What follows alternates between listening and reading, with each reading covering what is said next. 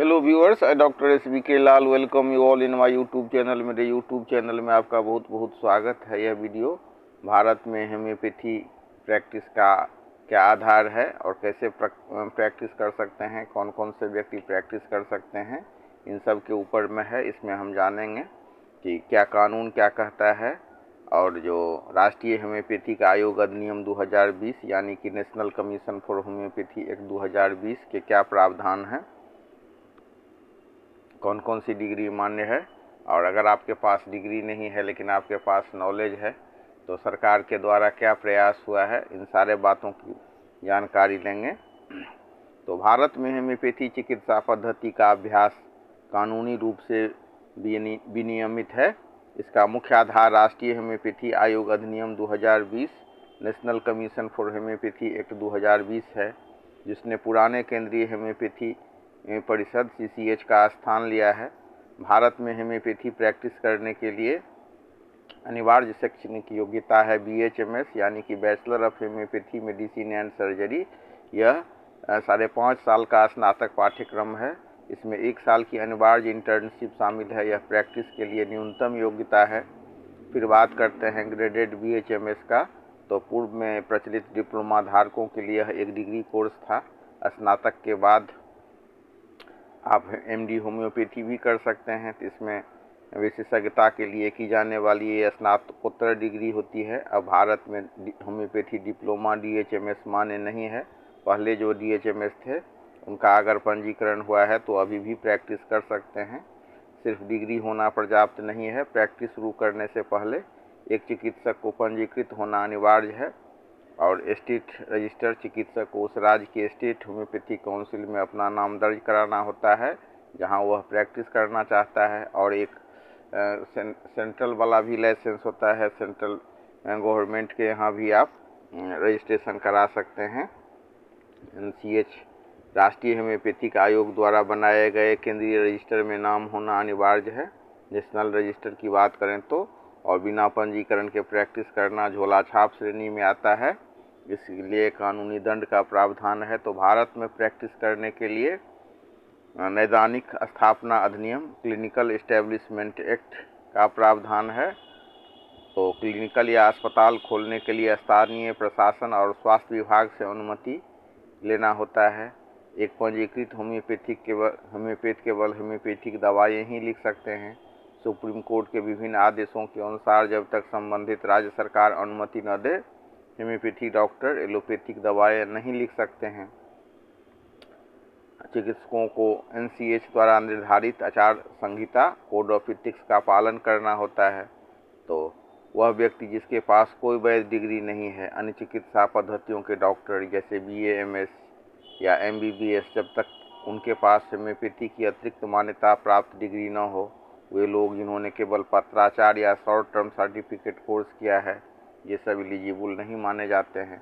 तो कानून ऐसा इतना टफ है कि आप कुछ न कुछ इसमें लोचा रह सकता है, तो कहीं नहीं कि उल्लंघन होता है। लेकिन अगर संक्षेप में बात करें तो इतना ही है कि BHMS किए, इंटर्नशिप के साथ 5.5 साल का कोर्स किए और उसके बाद जो राज्य का स्टेट होम्योपैथी बोर्ड है उसमें रजिस्ट्रेशन हो गया, चिकित्सक के रूप में आप पंजीकृत हो गए, तो आप प्रैक्टिस कर सकते हैं।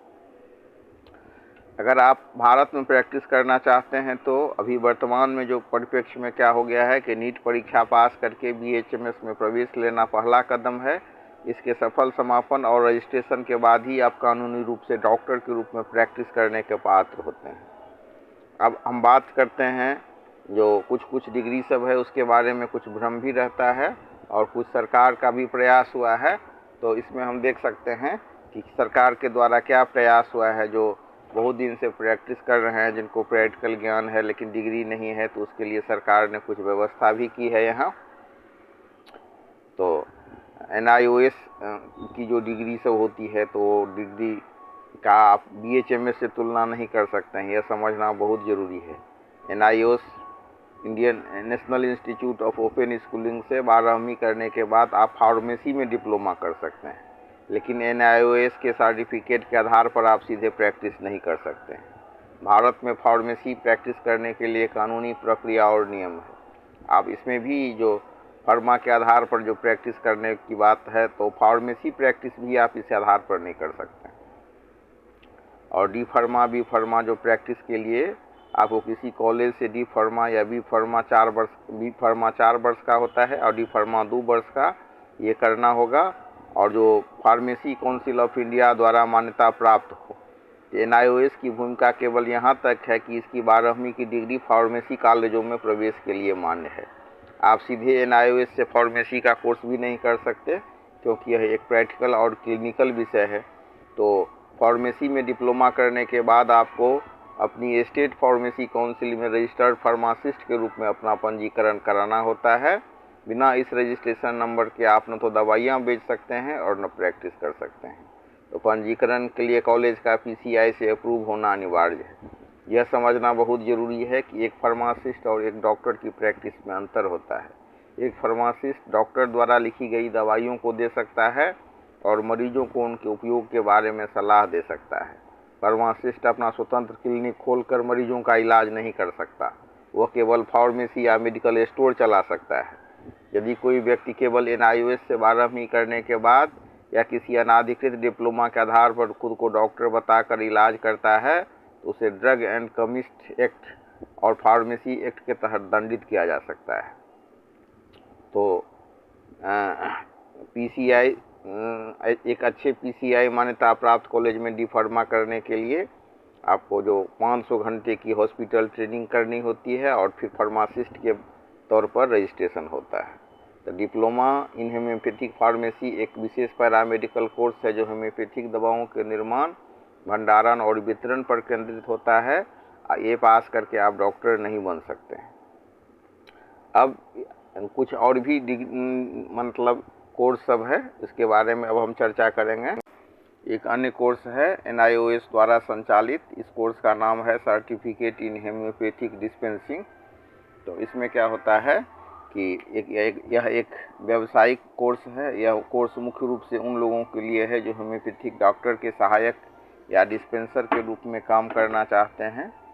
अगर हम इसकी योग्यता और अवधि की बात करें तो योग्यता इसका 10वीं कक्षा उत्तीर्ण है और अवधि है 1 वर्ष का, लेकिन टाइम मिलता है पाठ्यक्रम को पूरा करने के लिए 5 वर्ष तक का।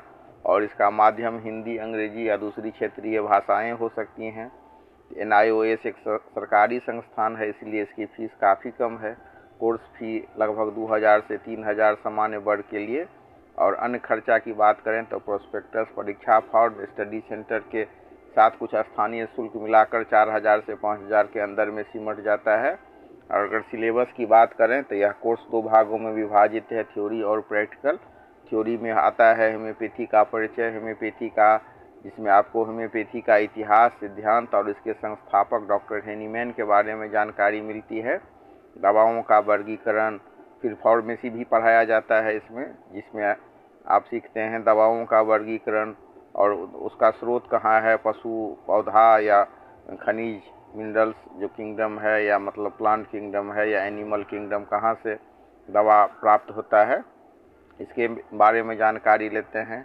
फिर जैसे व्हीकल जो होता है, जैसे शुगर ऑफ मिल्क, अल्कोहल या ग्लोबुल्स का ज्ञान, फिर दवा बनाने की विधि, प्रिस्क्रिप्शन को पढ़ना।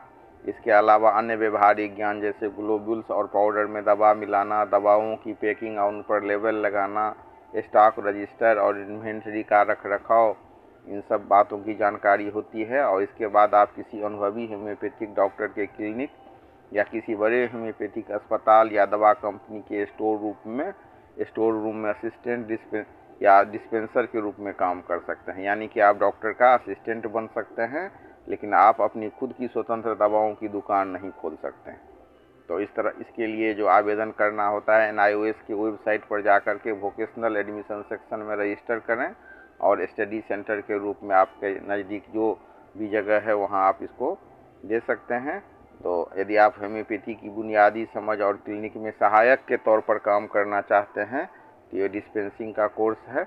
और भी कोर्स सब है, जैसे डिस्टेंस में जो सरकारी और मान्यता प्राप्त है, जैसे IGNOU से। तो IGNOU भी स्वास्थ्य और चिकित्सा के क्षेत्र में कई बेहतरीन कोर्स चलाता है, लेकिन ध्यान देना है कि यह एक ओपन यूनिवर्सिटी है और यहाँ से मिलने वाली डिग्रियाँ ज़्यादातर कौशल विकास, स्किल डेवलपमेंट या मैनेजमेंट के लिए होती हैं। यहाँ से भी सर्टिफिकेट इन होम्योपैथिक डिस्पेंसिंग का कोर्स होता है, जिसका पात्रता है मात्र 10वीं पास, और दूसरा भी कोर्स सब है, लेकिन हम जैसे certificate in community health, diploma in nursing admission, diploma in nutrition and health, लेकिन हम यहाँ होम्योपैथी की बात कर रहे हैं। तो होम्योपैथी में जो सर्टिफिकेट इन होम्योपैथिक डिस्पेंसिंग है और इसका क्या पात्रता है, वो NIOS से मिलता जुलता है। इसके अलावा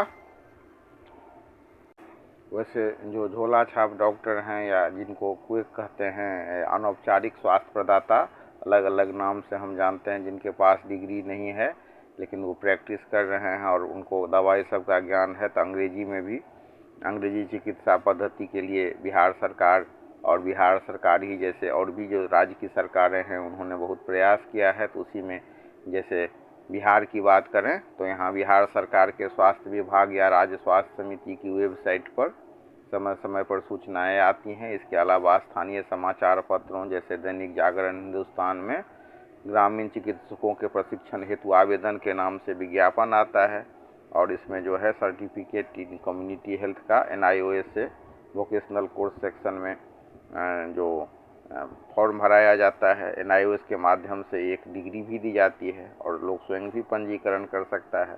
तो इस कोर्स का नाम है सर्टिफिकेट इन कम्युनिटी हेल्थ। इसके लिए आवेदन अक्सर जुलाई और जनवरी में होता है। तो इस तरह से सरकार का प्रयास है कि जिनके पास डिग्री नहीं है उनको कुछ सुरक्षा मुहैया कराया जाए। तो भारत में जो डॉक्टर MBBS या सरकार द्वारा मान्यता प्राप्त बिना मेडिकल डिग्री के प्रैक्टिस करते हैं, उन्हें आमतौर पर क्विक या अनौपचारिक स्वास्थ्य सेवा प्रदाता कहते हैं और झोला छाप डॉक्टर शब्द का भी इसके लिए इस्तेमाल होता है। तो सरकार की ये मंशा है कि इनको कुछ ट्रेनिंग भी दिया जाए और कुछ जो थेटिकल ज्ञान भी दिया जाए। तो उसके लिए सरकार के हिसाब से कुछ ट्रेनिंग की बात हो रही है ताकि ये फर्स्ट एड दे सकें और कुछ दवाइयाँ भी लिख सकें। इसके लिए प्रयास जारी है और बिहार में भी आप देख सकते हैं कि सरकार ने ट्रेनिंग के लिए अभियान चलाया है। तो झोला छाप डॉक्टरों को कोई मानक सरकारी ट्रेनिंग नहीं होती, लेकिन वे मुख्य रूप से 3 तरीके से यह काम कर सकते हैं। अधिकांश लोग किसी अनुभवी डॉक्टर के पास कंपाउंडर या सहायक के रूप में 5-10 साल काम करके प्राथमिक उपचार, इंजेक्शन लगाना और सामान्य दवाओं की जानकारी रखते हैं। उसके अलावा देश में ऐसी कई फर्जी संस्थाएं सक्रिय हैं जो बिना किसी अस्पताल या लैब के केवल पैसे लेकर के डॉक्टर की डिग्री या सर्टिफिकेट बांट देती है, लेकिन इसके लिए सज़ा का प्रावधान है। लेकिन वैधानिक रूप से भी सरकार ने, अलग अलग राज्य सरकार ने कुछ अभियान चलाया है ताकि इनको प्रशिक्षित किया जा सके। जैसे पश्चिम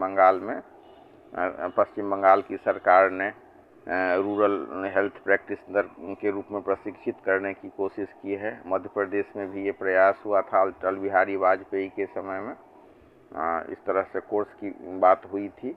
और उत्तर प्रदेश और बिहार में CMS-ED कोर्स काफ़ी लोकप्रिय है। असम में भी rural health regulatory authority act पास किया गया और तो ये सब बता करके उनको कुछ ट्रेनिंग देने की बात हुई ताकि कुछ थ्योरेटिकल और कुछ प्रैक्टिकल भी जानकारी उनको मिले। इसके लिए सरकार प्रयासरत है। आपने वीडियो को पूरा देखा, आप बताइए कि अगर ये वीडियो आपको अच्छा लगा हो तो मैं अलग से एक वीडियो बना दूंगा ताकि आपको ट्रेनिंग के बारे में कुछ